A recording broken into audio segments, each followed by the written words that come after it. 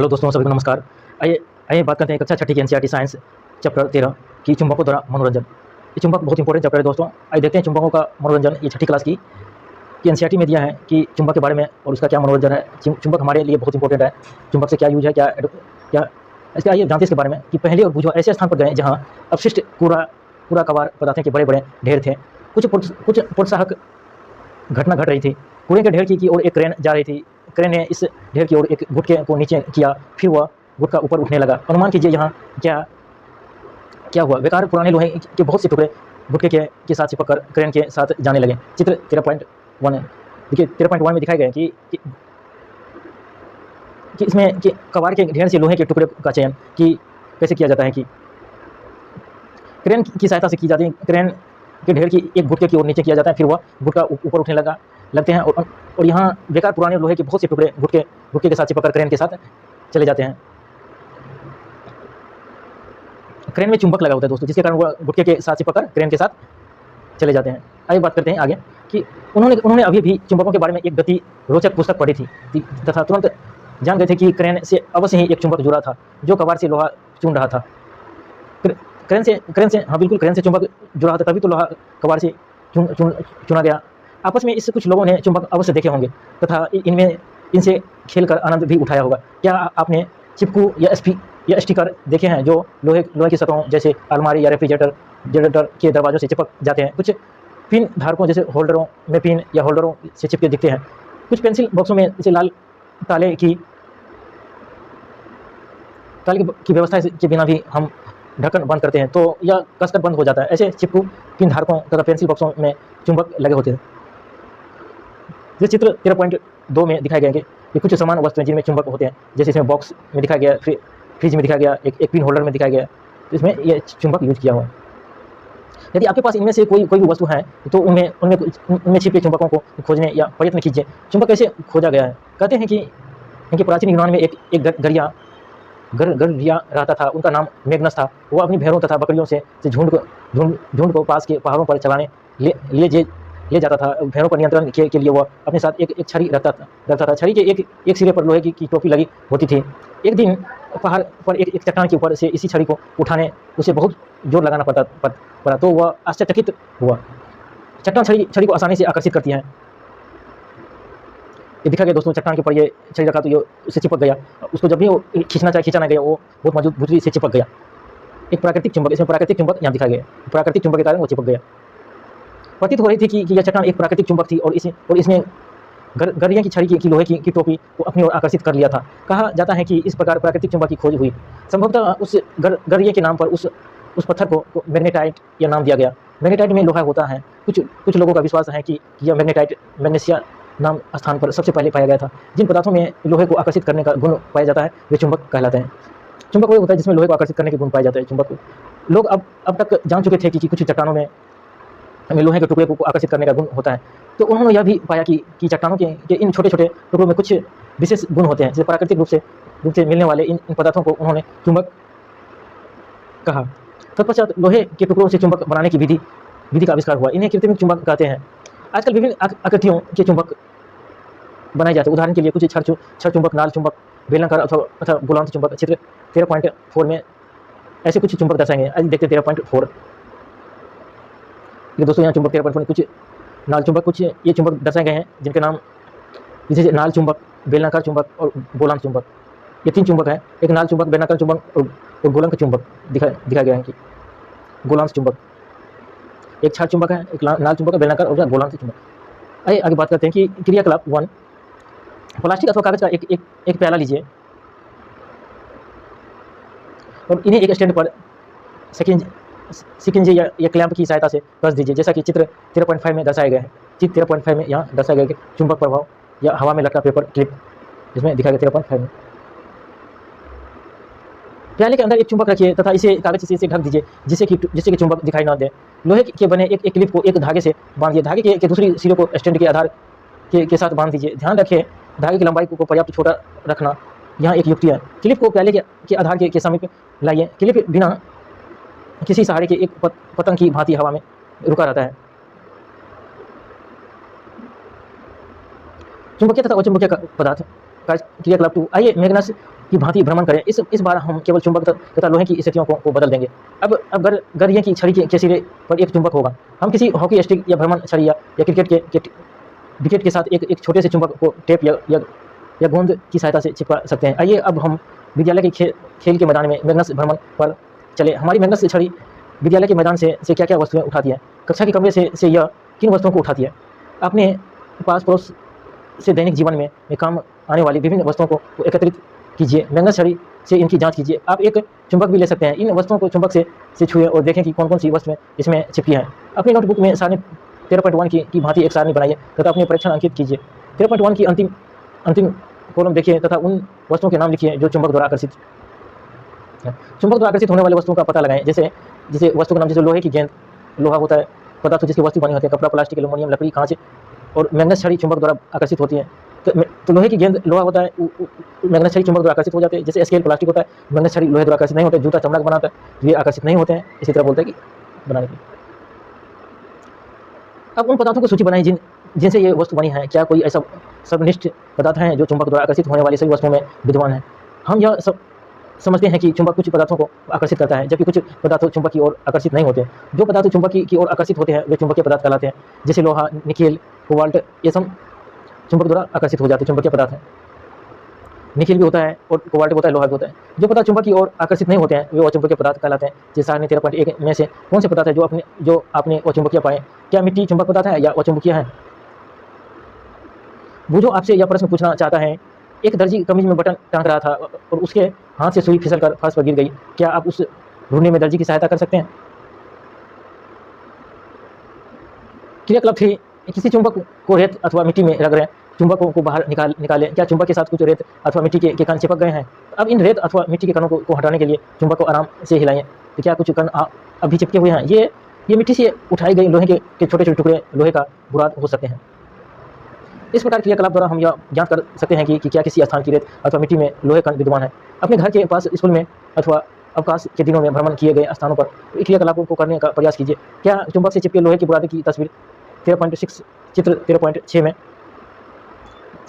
में दिखाए गए कि चुंबक ए पर्याप्त लोहे की बुरादे के साथ, ए में पर्याप्त लोहे की बुरादे के साथ दिखाया गया है। ए में यहाँ हम देखिए लोहे की बुरादे कि बी में कुछ बुरादे के साथ, बी में बहुत कम बुरादे हैं, और सी में बिना बुरादे के, सी में बिना बुरादे लोहे के हैं। अब सारणी 13.2 रेत में रगड़ा हुआ चुंबक कितना लोहे का बुरादा है? स्थान का नाम, बस्ती, कब्जा, ये बोला कि भरें। चलिए आगे बात करते हैं। यदि आप इस सारणी को भरते हैं तो इसे पहली तरबूजों के पास भेजते हैं तो वे देश के विभिन्न भागों की मिट्टी में पाई गई लोहे की बुरादों की मात्रा से तुलना कर सकते हैं। वे आपके साथ इन जानकारी को बांट सकते हैं।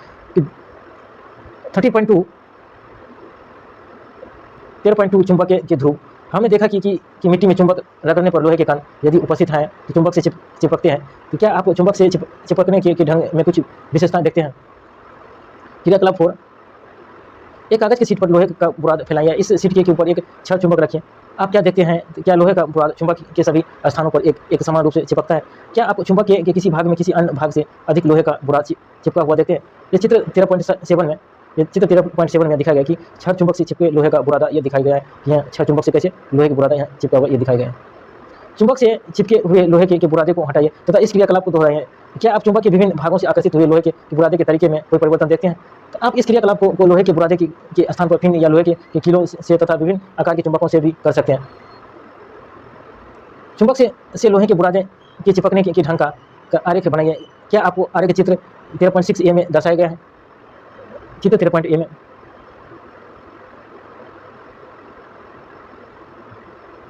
देखते हैं कि पहले क्या बोलते हैं। पहले के पास आपके लिए एक समस्या है कि आपको 2 समान छड़ दी गई है जिन्हें देखने से प्रतीत होता है कि वे लोहे की बनी हुई है। उनमें से एक चुंबक है जबकि दूसरी लोहे की साधारण छड़ है। तो आप कैसे ज्ञात करेंगे कि इनमें से कौन सी छड़ चुंबक है?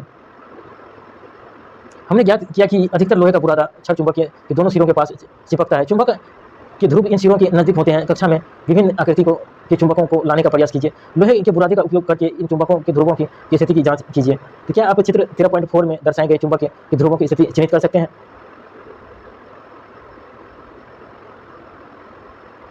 13.3 देखते हैं कि दिशाएं ज्ञात करना। 13.3 में दिशाएं ज्ञात करना कि प्राचीन समय से ही लोग चुंबक के बारे में जानते थे कि चुंबक के बहुत से गुण भी उन्हें ज्ञात थे। आपने चुंबकों के उपयोग के बारे में अनेक रोचक कहानियां अवश्य सुनी होगी। ऐसी ही यही कहानियाँ चीन के कि एक सम्राट के बारे में है जिनका नाम हुआंग टी था। कहा जाता है कि उसके पास एक ऐसा रथ था जिसमें एक महिला की मूर्ति थी और मूर्ति किसी भी दिशा में घूम सकती थी। तो इसकी एक फैली हुई भुजा थी जिसे कि यह रास्ता दिखला रही थी। चित्र 13.8 में यहाँ देखिए दोस्तों, यहाँ चित्र 13.8 में कि दिशा दिखाते हुए मूर्ति का रथ है जिसमें एक महिला है जो अपने हाथ से एक दिशा दिखा रही है। मूर्ति में एक अनोखा गुण था। तो मूर्ति ऐसी स्थिति में आकार रुकती कि इसकी फैली हुई भुजा सदैव दक्षिण की ओर संकेत करती थी। तो सम्राट जब भी इस रथ से किसी नए स्थान पर जाता था, मूर्ति की फैली हुई भुजा को देखकर ज्ञात कर लिया था कि आइए इस अपने एक दिशा निर्धारित बनाते हैं।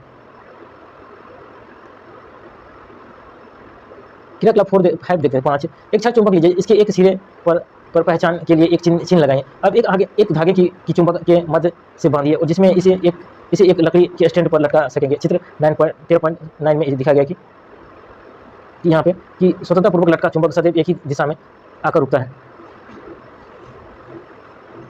यह सुनिश्चित कीजिए कि चुंबक प्रत्येक दिशा में स्वतंत्रपूर्वक घूम सके। इसे विराम अवस्था में आने दीजिए। चुंबक की विराम अवस्था में इसके दोनों सिरों की स्थिति दर्शाने के लिए धरती पर 2 बिंदु चिन्हित कीजिए। इन बिंदुओं को एक रेखा से मिलाइए। यह रेखा उस दिशा को दर्शाती है जिस दिशा में चुंबक अपनी विराम अवस्था की स्थिति में आकर रुकता है। अब चुंबक के एक सिरे को आराम से धक्का देकर घुमाइए तथा इसे विराम अवस्था में आने दीजिए। विराम अवस्था में इसके सिरों की स्थिति को दोबारा चिन्हित कीजिए। क्या अब चुंबक एक भिन्न दिशा दर्शाता है? चुंबक को एक दूसरी दिशा में घुमाइए तथा इसके विराम में आने की अंतिम दिशा को नोट कीजिए। क्या आपने देखा कि विराम अवस्था में चुंबक सदैव एक ही दिशा में रुकता है? क्या अब आप सम्राट के रथ की मूर्ति के रहस्य का अनुपालन लगा सकते हैं? इस क्रियाकलाप को चुंबक के स्थान पर लोहे की छड़ या प्लास्टिक अथवा लकड़ी के स्केल से दोहराएं। इस क्रियाकलाप के लिए हल्की वस्तुओं का उपयोग मत कीजिए तथा जहाँ तीव्र वायु चल रही है वहाँ से भी बचिए। क्या अन्य पदार्थ भी सदैव एक ही दिशा में विराम अवस्था में आते हैं? तो हमने देखा कि स्वतंत्र लटका हुआ चुंबक सदैव एक निश्चित दिशा में विराम में आता है जो उत्तर या दक्षिण होती है। चुंबक जब भी एक स्वतंत्र रूप से धागे से लटकाया जाता है तो वो हमेशा उत्तर और दक्षिण में दर्शाता है। जहाँ आप यह प्रयोग कर रहे हैं वहाँ प्रायः नॉर्थ या साउथ में दिखाता है कि उत्तर और दक्षिण दिखाता है हमेशा। उगते हुए सूर्य की दिशा का उपयोग कर पूर्व दिशा का अनुमान कीजिए। यदि आपका चेहरा पूर्व की ओर है तो आपके बाईं ओर उत्तर दिशा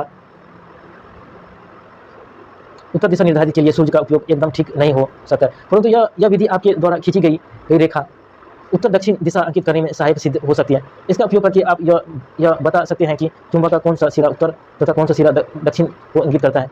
उत्तर की ओर निर्देश करने वाले सिरे को चुंबक का उत्तरमुखी सिरा अथवा उत्तरी ध्रुव कहते हैं तथा दूसरा सिरा दक्षिणमुखी अथवा दक्षिण ध्रुव कहलाते हैं। सभी चुंबक के 2 ध्रुव होते हैं, चाहे उनका आकार कौन सा भी हो। समांतर चुंबक के चुंबकों पर उत्तर नॉर्थ और दक्षिण साउथ को आकर्षित किया जाता है।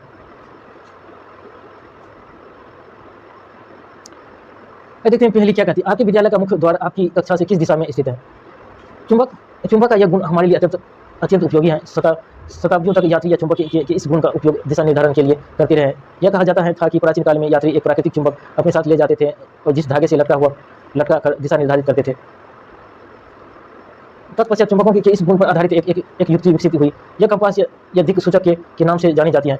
कंपास सामान्यतः कांच के ढक्कन वाली एक छोटी डिब्बी होती है। एक चुंबकीय सुई डिब्बी के अंदर एक धुरी पर लगी होती है जो स्वतंत्रपूर्वक घूमती है। चित्र 13.10 कंपास में एक डायल भी होता है जिस पर दिशाएं अंकित होती हैं। कंपास को उस स्थान पर रखते हैं जहां हमें दिशा निर्धारण करना होता है। इसकी सुई विरामावस्था में उत्तर दक्षिण दिशा को निर्देशित करती है।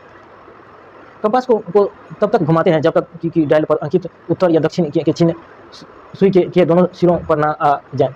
चुंबकीय सुई के उत्तरी ध्रुव की पहचान के लिए सामान्यतः इसे भिन्न रंग से पेंट किया जाता है। 13.4 अपना चुंबक स्वयं बनाए। चुंबक बनाने की अनेक विधियाँ। आइए हम सरलतम विधि सीखें। लोहे का एक आयताकार टुकड़ा लीजिए और इसे मेज पर रखिए। अब एक छड़ चुंबक लीजिए तथा इसका कोई एक ध्रुव लोहे की छड़ के एक सिरे पर रखिए। चुंबक को बिना हटाए इसे लोहे की छड़ के दूसरे सिरे तक ले जाएं। चुंबक को उठाइए तथा उसी ध्रुव को लोहे के टुकड़े के प्रारंभ सिरे पर वापस ले जाइए। चित्र 13.11 में अपना स्वयं एक चुंबक बनाना सीखिए, बताया गया है।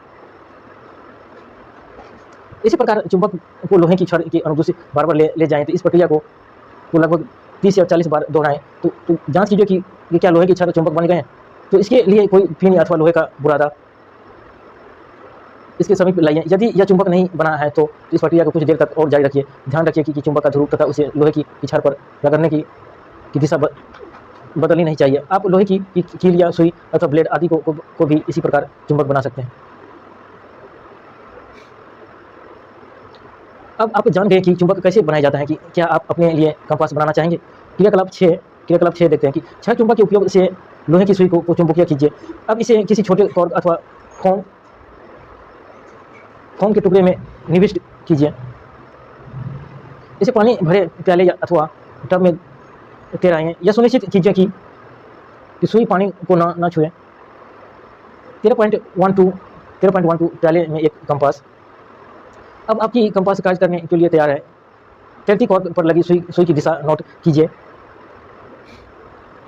सुई लगी कॉर्क को विभिन्न दिशाओं में घुमाइए। जब बिना घुमाई कॉर्क तैरने लगे तो सुई की दिशा पुनः नोट कीजिए। क्या कॉर्क का घूमना बंद होने पर सुई सदैव एक ही दिशा दर्शाती है। 13.5 चुंबकों के बीच आकर्षण तथा प्रतिकर्षण। आइए देखते हैं कि आइए चुंबकों से एक अन्य रोचक खेल खेलें। दो छोटे खिलौने कार्य लीजिए तथा उन पर A एवं B अंकित कीजिए। प्रत्येक कार के ऊपर लंबाई के अनुदिश रबर बैंड से एक चुंबक लगाएं। चित्र 13.13 कार A में चुंबक का उत्तरी ध्रुव अग्रभाग की ओर रखिए। कार B में चुंबक विपरीत दिशा में रखिए। चित्र 13.13 क्या वो समान ध्रुव आकर्षित होती हैं। यहाँ दिखाया गया चित्र 13.14 में समान ध्रुवों में प्रतिकर्षण और आकर्षण और प्रतिकर्षण इसमें दिखाया गया है। तो इसमें गाड़ी की सहायता से जो दोस्तों ये आकर्षण होता है कि एक दूसरे को आकर्षित करता है कि समान ध्रुवों की ओर समान ध्रुवों को एक प्रतिकर्षण होता है समान ध्रुवों के। अब दोनों कारों को एक दूसरे के समीप रखिए। चित्र 13.13 आप क्या देखते हैं कि कारें अपने स्थान पर रहती हैं। क्या कार एक दूसरे से दूर जाती हैं। क्या कारें एक दूसरे की ओर चलकर टकराती हैं। तो अपने परीक्षणों को सारणी 13.3 में दर्शाए गए। इसमें 13.3 में की कारों की स्थिति दर्शाएंगे। कारें कैसे चलती है एक दूसरे की ओर एक दूसरे से विपरीत। तो कार एक अग्रभाग कार बी की अग्रभाग इस सारणी को करना। कार ए का पश्च भाग कार बी के अग्रभाग कार ए के कार बी के पीछे रखने पर इसको आप भरना। आगे बात करते हैं कि अब खिलौने के कारों को एक दूसरे के समीप इस प्रकार रखिए कि कार ए का पश्च भाग कार बी के अग्रभाग के सम्मुख रहे हैं। क्या यह पहले की तरह चलती है। जिस दशाएं में अब कारें चलती हैं उसे नोट कीजिए। अब कार ए को कार बी के पीछे रखिए तथा प्रत्येक स्थिति में चित्र 13.14 उनके चलने की दिशा नोट कीजिए। अब कार बी का पश्च भाग कार एक के पश्च भाग की ओर रखकर इसे क्रियाकलाप को दोहराइए। प्रत्येक स्थिति में अपने परीक्षण कीजिए। इस क्रियाकलाप से हम क्या देखते हैं कि क्या दो समान ध्रुव परस्पर आकर्षित या प्रतिकर्षित होते हैं। तो असमान ध्रुव क्या करते हैं परस्पर आकर्षण करते हैं। असमान ध्रुव परस्पर आकर्षण करते हैं या प्रतिकर्षण करते हैं। वो जो आपसे ये प्रश्न पूछना चाहते हैं कि किसी चुंबक की कंपास के समीप लाने पर क्या होता है। तो किसी चुंबक को कंपास के समीप लाने का प्रश्न होता है। आइए आगे देखते हैं कि चुंबकों का यह गुण एक चुंबक को लटकाकर तथा एक दूसरे चुंबक के ऊपरी तथा दक्षिणी ध्रुव को एक कर इसके समीप लाकर भी देखा जा सकता है। कुछ चेतावनी दिया गया है कि यदि चुंबक को गर्म किया जाए तो हथौड़े से पीटा जाए तो ऊंचाई से गिराया जाए तो वह अपने गुण खो देते हैं। तो हाँ, जब चुंबक को यदि गर्म किया जाए या हथौड़े से पीटा जाए तो ऊंचाई से गिराया जाए तो वो अपने चुंबक के गुण खो देते हैं। जैसे चित्र 13.15 में दिखाया गया इसमें गर्म किया गया है। इसमें हथौड़े से पीटा गया है और ऊंचाई से गिराए गए हैं तो वो अपने चुंबक के गुण को खो देते हैं। चित्र 13.15 चुंबक गर्म करने पर हथौड़े से पीटने पर और ऊंचाई से गिराने पर अपने गुण खो देते हैं। यदि चुंबकों को उचित रखरखाव ना हो तो कभी ये समय के साथ क्षीण हो जाते हैं। ये छड़ चुंबकों को सुरक्षित रखने के लिए उनके जोड़ों को असमान ध्रुवों के पास रखा जाना चाहिए। इन चुंबकों को लकड़ी के टुकड़े पृथक करके इन्हें सिरों पर गर्म लोहे के 2 टुकड़ों लगाने चाहिए। चित्र 13.16 अपने चुंबकों को सुरक्षित भंडार रखिए। इसमें देखा गया कि एक चूहे को कैसे सुरक्षित भंडारण किया जाता है कि नाल चुंबक भंडारण करने के लिए इसके ध्रुवों के संपर्क में लोहे का एक टुकड़ा रखना चाहिए। अपने चुंबक को कैसेट या मोबाइल या टेलीविजन या म्यूजिक सिस्टम CD कंप्यूटर से दूर रखें। बोलते हैं चुंबक को इन सबसे दूर रखने के लिए। थैंक यू दोस्तों। अब अपने इस शब्द को आपने पढ़ लिया कि कंपास चुंबक मैग्नेटाइट उत्तरी ध्रुव दक्षिणी ध्रुव। आइए देखते हैं सारांश। मैग्नेटाइट एक प्राकृतिक चुंबक है। चुंबक लोहा निकिल कोबाल्ट जैसे कुछ पदार्थों को आकर्षित करता है। ऐसे पदार्थों को चुंबकीय पदार्थ कहते हैं। जो पदार्थ चुंबक से आकर्षित नहीं होते वो अचुंबकीय कहलाते हैं। प्रत्येक चुंबक के 2 ध्रुव होते हैं उत्तरी ध्रुव दक्षिण ध्रुव। स्वतंत्रतापूर्वक लटकाने पर चुंबक सदैव उत्तर या दक्षिण दिशा में आकर रुकता है। 2 चुंबकों के असमान ध्रुव एक दूसरे को आकर्षित करते हैं जबकि समान ध्रुवों में परस्पर प्रतिकर्षण होते हैं। चुंबक को असमान ध्रुव एक दूसरे को आकर्षित करता है। असमान ध्रुव एक दूसरे को आकर्षित करता है जबकि समान ध्रुव एक दूसरे को प्रतिकर्षण करता है। ये याद रखना दोस्तों, दो चुंबक और समान ध्रुव एक दूसरे को आकर्षित करता है, जबकि समान ध्रुव एक दूसरे को परस्पर प्रतिकर्षित करता है। इसको अभ्यास करना दोस्तों, मैं धीरे धीरे स्लाइड कर रहा हूँ। इसको जब तक अभ्यास नहीं करेंगे इसको चैप्टर में कुछ नहीं सीख पाएंगे। चलिए दोस्तों, थैंक यू, आज इतना ही।